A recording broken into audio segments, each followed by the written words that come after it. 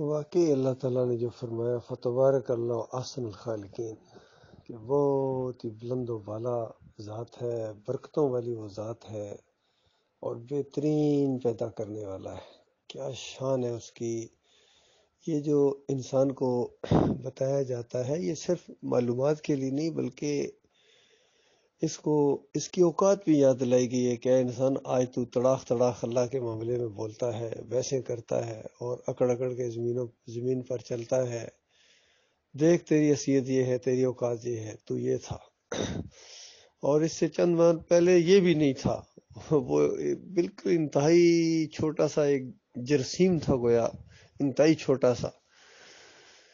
جس کا ایک حصہ ماں کے پیٹ میں تھا اور دوسرا حصہ باپ کے پیٹ میں تھا۔ وہ دونوں ملے اور آہستہ آہستہ اور ملایا اللہ تعالیٰ نے ان کو، پھر یہ انداز اختیار کیا اور اس طریقے سے تمہاری پیدائش ہوئی۔ تو اللہ کے معاملے میں جھگڑتا ہے، تو اس طرح جو اپنی اوقات یہ یاد رکھے گا تو پتہ یہ کہاں وہ تکبر کرے گا یا میں اس کے اندر کہاں آ جائے گی کہ اللہ تعالیٰ نے کتنا احسان فرمایا ہمارے اوپر۔ تو وہ دعا دیکھیے جو سید الاستغفار ہے، کہ ساری جو استغفار کی دعائیں ہیں، توبہ استغفار ہے جو بھی، وہ اس کی سردار دعا ہے، یعنی اللہم انت ربی لا الہ الا انت خلقتنی وانا عبدک وانا علی عہدک ووعدک ما استطعت اعوذ بک من شر ما صنعت ابوء لک بنعمتک علی وابوء بذنبی فاغفر لی فانہ لا یغفر الذنوب الا انت۔ پوری طرح محسوس کیا جاتا ہے، اس کو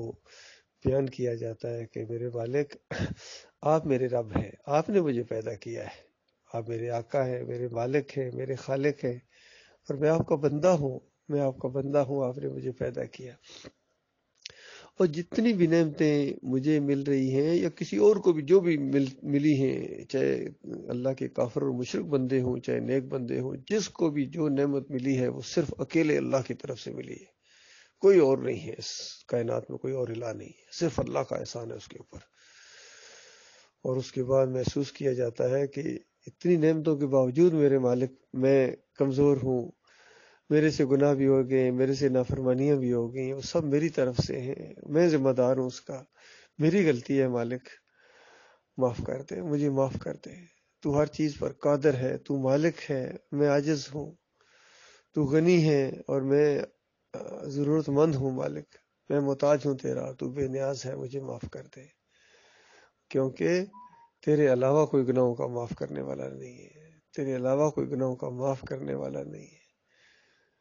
تو اس انداز سے جب دعا مانگی جائے تو مالک کی رحمت کیسے نہیں جوش میں آئے گی اس بندے کے بارے میں۔ ایسے فرما بردار غلام بندوں کو اللہ پسند کرتا ہے، اور اس معاملے میں جو جتنا زیادہ ہوگا وہ اتنا زیادہ اللہ کو پیارا ہوگا۔ بس یہ ہے سادہ سفل سوائے زندگی کا۔ تو یہ ایمان خالص کی توفیق اللہ نے دی ہے۔ ہم تو جکڑے ہوئے تھے شرک کے اندر، باپ دادا سے شرک چلا آ رہا تھا، اسی سسٹم کے اندر فٹ تھے، اور ان درگاہوں کے اوپر جانا، پیروں کی پنڈلیاں دبانا، تعویذ کرنا، یہ نظر و نیازیں کرنا، واسطے وسیلے کے ساتھ دعائیں مانگنا تو بہت ہی محبوب ترین طریقہ تھا، اور اس کو سمجھتے تھے۔ لیکن ہمارے مالک کا کتنا احسان ہوا کہ مالک نے شرک اور کفر کے پردوں کو چاک کیا اور ایسی دعوت ہمارے سامنے لایا مالک کو، پھر توفیق دی کہ ہم نے اس کو بڑھ کے قبول کیا۔ اللہ کا احسان ہوا، اور پھر اس کے اوپر جم گئے، نہ صرف ہم لوگ جمے ہیں بلکہ ہمارے بالکل قریب جو ہمارے قریبی رشتہ دار ہیں، یعنی جس طرح بہنیں ہیں، بھائی ہیں،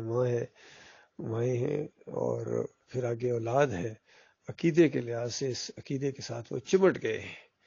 اور اب وہ شرک کی طرف رخ کرنے کے لیے تیار نہیں۔ کتنا بڑا اللہ کا احسان ہے۔ باقی کمزوریاں ہیں، ہزار کمزوریاں ہیں، لیکن ایمان کے معاملے میں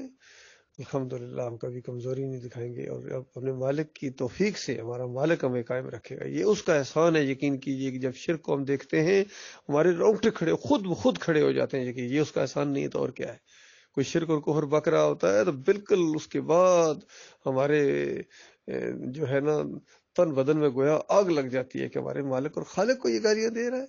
اور ہمارے مالک اور خالق کی بات کے خلاف یہ اپنی چلا رہا ہے اور لوگوں کو گمراہ کر رہا ہے۔ اور ہمارے بھائیوں کو، یہ بھائی ہیں، سارے انسان آپس میں بہن بھائی ہیں، آدم علیہ السلام کی اولاد ہیں، ہمارے بھائیوں کو یہ جہنم کا ایندھن بنائے، بتائے کتنا بڑا ہمارا دشمن ہے۔ تو اسی وجہ سے، اسی سوچ کی وجہ سے یہ سب کچھ کفر بالطاغوت ہوا ہے، چاہے پچھلے صدیوں کے گزرے ہوئے طاغوت ہوں، چاہے یہ موجودہ دور کے طاغوت ہوں، چاہے ایسے ہوں جن کے ساتھ بڑی محبت رہی ہے، لیکن جب انہوں نے ہمارے مالک کے دین کو جھٹلایا ہے، ہمارے مالک کی بات کو جھٹلا کے اپنی بات پیش کرنے کی کوشش کی، پھر ڈنڈے کے زور سے منوایا ہے،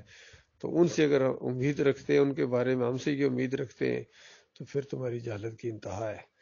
اللہ تعالیٰ غور و فکر کرنے کی توفیق عطا فرمائے۔